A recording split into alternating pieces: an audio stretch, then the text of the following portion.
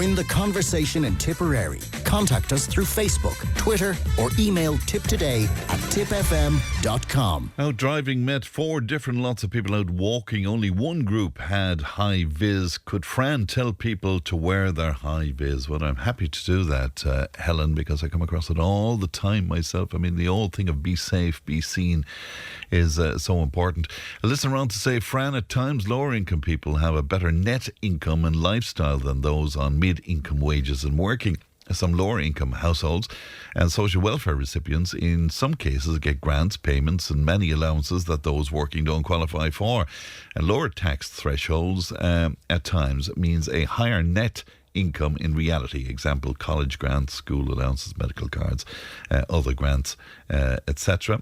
True, the cost of living is increasing for all. Again, middle class hit constantly. We want our children to emigrate, sadly, says this listener on 083 311 3311. Time now to meet our psychotherapist Joannes Berkery, who's at our studio in Nina. Good morning to you, Joannes. Let me see. Have we got Joannes? Yes, we have. Good morning to you, Joannes. Good morning, Fran. Good to talk to you today. Yeah. And I'm here in your hot seat in Nina. And you're all alone there and all of that. Well, no, look, I'm not all alone. Are you not? I have Okay. Paul. Oh, very good. Well, sure, that's terrific. You're going to talk to us about something that's very close to my heart today, I can tell you. Stress management, Joannes. Is this something you come across all of the time in your practice, that people are stressed?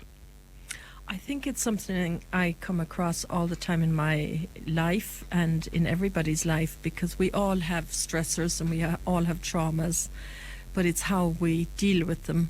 And there's a lovely idea about the window of tolerance for stress and for trauma and for heightened situations. So you have your window of tolerance where you can regulate yourself, and you can be reactive, but you come back into your center and into your balance much quicker.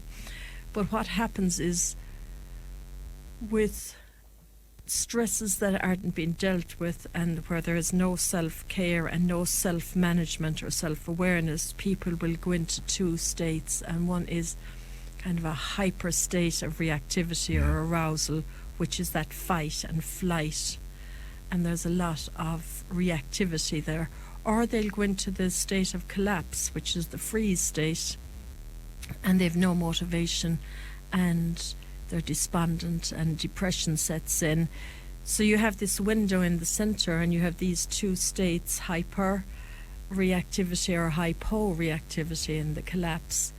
And it's finding how you can support your own window of tolerance and how you can expand that so that you're not going into these extreme reactive places. How much of it, Joannes, is a personality thing? I mean, some of us are natural worriers, and we might spend the majority of our life stressed. I know that in my own case, if I have nothing to worry about, I'll worry about somebody else's stuff, if you know what I mean. So some of us live in that kind of world of stress because of our personalities. And we always can change. And if it's not serving you well, then you can change that pattern. We are in the Chinese New Year. It's a great time for change. It's a great time for developing self-awareness. A lot of times when we have what you say an anxious personality, usually there's developmental trauma or developmental stress in our lives. So when we were born into a stressful environment, or our primary caregivers weren't available to us, and we learned to be on alert and to be stressed. And that can be resolved, and resolved well actually, by working on bringing yourself back into that window of tolerance. So how can we do that? Well, if you're in let's say the hyper-reactivity, in that fight or flight, anything that will ground you, whatever, and for me it's one thing and for you it's another, but breath work is great there. Anything that grounds you and brings you back to center, walking away rather than getting into the reactivity of give me a minute here please, and say no and move, and getting yourself out of the situation rather than impulsively. It's a very impulsive place, that hyperactivity place. And with the hypo, then you need to set yourself small challenges and get them done. Like it may be we've no toilet paper in the house, I need to go out and I need to do a shop, and motivate yourself to come out of that freeze state. Or make eye contact with somebody when you're at the grocery store. It can be, that place can be very, very isolating. The hypo freeze collapse state can be very isolating for people, and they feel very shut off and on their own. Yeah, and of course, fear then plays into this, Joannes, doesn't it? I mean, you know, sometimes people who are anxious and stressed, we're afraid. We're afraid, and we're afraid of the anxiety itself, Yeah, because we yeah. feel we have no, like, a lot of times people who come to me after having a panic attack about something, you know, that warranted a panic attack, but then they get panicked and anxious about ever having another panic attack and not being in control and not being in charge. And that's why I'm saying with self-awareness and self-development, you can expand that window of tolerance and go, yeah, that's what happened, and beforehand I was really tired and I had overextended myself and I reacted in that way. So you learn about yourself. It's fantastic. And would you have seen people change, you know, and able to get rid of this or deal, I suppose, with these stressful situations? I think once you get, like, sorry, I think once you get that idea of the window of tolerance and your hyper reactivity and your hypo, even like Google it, search it, you know, do it on YouTube, and you see it, you'll start, it's about learning about yourself, and it's about taking charge of your own life and your own responses to stressors. If you don't, what happens then? If you don't, then you get into that continuous fight or flight state where you burn out really quickly. Your relationships suffer, your health suffers, because you're always in that go, go, go and hyper-vigilant, hypersensitive state. Or if you're in the hypo, it can lead to very deep depression, deep isolation, self-esteem gone. So in either way, if you don't kind of come back into that middle ground of balance, then there is huge consequences if this, and we all get, like, I get into a hyperactivity state if something happens, or, you know. Yeah. But it's how quickly I can recover. It's how quickly I can come back to myself and go, to hell with it. It doesn't really matter. Yeah, it's interesting that you say this plays into depression, for example. Yeah, if you think of the hypo reactivity, where it's kind of like blank. You disconnect from yourself, you're in a frozen state, and there's a hopelessness and a helplessness, and that'll roll into depression if it isn't dealt with. So oftentimes I would say to people, get a pattern going, get a pattern of daily living going, like what time do you get up at the same time, and have routines and pull yourself out of that. It's a harder one to do. I think you really do need professional help for that. And the other thing I would recommend is Aware of really good. They've meetings in nearly every town in Ireland, and they also work on bringing yourself out of that place of that hypo collapsed, mentally collapsed place. You might be physically fine, but mental. Yeah, stress, as I see it, Joannes, is, you know, it's this series of thoughts about the possibility of what can go wrong in the future, I guess. And if we allow, well, I know in my case, if I allowed that to start, it spirals into, like, you know, not being able to sleep and being miserable and a pain in the ass to those around me as well. Is that how you view it? This series of thoughts that's almost out of control in some sort of a way? You're living in the what if. What if this happens, and what if that happens? And it's always the worst case scenario that we come up with. It's always the worst case scenario, and sometimes I would get journaling really helps. So if I would get somebody to write down the worst case scenario, let's say about an upcoming wedding or an upcoming funeral or an upcoming family gathering, and write down, what if Joe gets drunk, and then Patrick, gets cross, and then he loses his temper and a fight breaks out, and what'll blah blah blah. And then read it afterwards and see how much of it was accurate. Sometimes that kind of black on white helps to see it written. The other thing that also works is I encourage people to get stickies and write it and put it in the car and put it on the mirror. What if it all works out? Yes. What if it all works out? Because you see, being anxious and being always looking for that hypervigilance of the worst case scenario, that's a habitual way of being. Like, let's say for you, Fran, it's a habitual way of being. You're always looking out because clearly something happened sometime that was a shock to you or a trauma to you that you haven't dealt with. But if you can keep saying, what if it all works out? Yeah. What if it all works out? That's a wonderful piece of advice. I mean, it's very simple, but that's a wonderful piece of advice. It just cuts through that habitual way of, oh my God, what if I miss the plane? What if I don't succeed? What if I fail that exam? What if I start stuttering? All these things. And then what if it all works out? It's a great notion indeed. And just for clarity for people out there who might be worriers and might be anxious and it might be destructive to their life and to their relationship, you have seen people change their life around with this, Joannes. Oh, absolutely. Yeah, of course, yeah. Sometimes when you ask me that question, Fran, I go, of course, yeah, that's my work. Yeah, people don't have to be in this hypervigilance state. Yeah, and the only reason I always ask you that is that I think that's fantastic for people to hear, Joannes, because sometimes we're in this spiral and we think it's just us. That's the way we are, and we'll continue trundling through life, and we're going to be stressful worriers.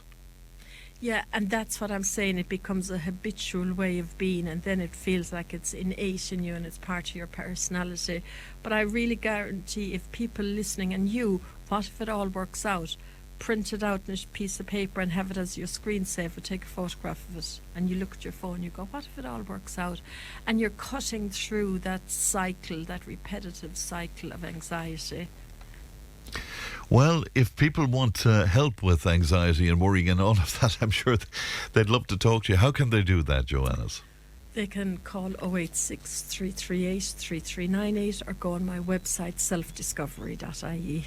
All right, well, great to talk to you today. And thanks as always, Joannes. Thank you and good morning to you. And that's Joannes Berkery there, who is our psychotherapist. Leanne is with me in studio. Morning to you, Leanne. Good morning, Fran. What else have you got for us, We Leanne? have another clip for you because we've had such a great reaction to the last few we have. So I won on the Clonmel Development Scheme in the 80s and the reaction at the time to the scheme and what people thought of it. All right, let's have a listen to this. According to Labour Exchange figures, there are almost 1,700 people unemployed in Clonmel.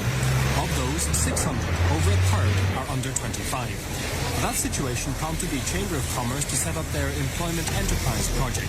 Funded by ANCO, it now employs 11 young people on a short-time basis. We're trying to create jobs in Clonmel. That's essentially what we're trying to do. We're also trying to train young people. We feel that in the 80s, people are going to have to find their own opportunities, and we feel market research is going to be terribly important in the 80s. So young people will go out and research. We hope that jobs will follow from that research, but they'll also know how to go about helping themselves and finding out opportunities in the market. And that's essentially what we feel young people will have to do in the 80s. The jobs which existed, we'll say, in the public sector area, and they were advertised in the paper, we'll say, they just don't exist anymore. So it's a question of self-help. We're all about self-help. That's essentially our role. In the immediate future, there'll be 16 people working for Employment Enterprise. They were all previously unemployed. Now they have jobs until Hello, good May. afternoon. My name is David Barrett. We're involved with the Employment Enterprise Centre here in Clonmel, and we're doing some research at the moment on products which are being imported, which could be substituted here in Ireland. Do you mind if we actually survey some of the shop space here that you have? Sure, no. Fair enough. Thank you very much. Okay. They're working as researchers, contacting local industries and shops to find products that are imported but which could possibly be produced locally. Well, I think it's a very good idea because the initiative now is in our own hands. It's up to ourselves to generate our own employment if possible and to help others do it as well. I think we've been dependent for too long on state agencies to provide the jobs. And at a local level here in Clonmel, we can try and help ourselves now at this stage. Although I have the weaving skills, I don't actually know how to go out and sell my products, enough so to keep me in business, we say all the time. So, they're helping me now get the contacts and also how to actually, sell. The people involved in employment enterprise believe they're taking a novel and correct approach to job creation. They hope the project will be followed by a Start Your Own Business course, a course that they'll go into with products, ideas and markets already established. Often those Start Your Own Business programs don't really have the ideas to start with, but here we're trying to start with the ideas. What does the market want? Work back from that, find then the people who can produce. The success or otherwise of the project will depend on the people and on the businesses of Clonmel. The researchers are looking for cooperation in the first instance with their survey. And later, of course, new businesses can only be set up if a local market has been established.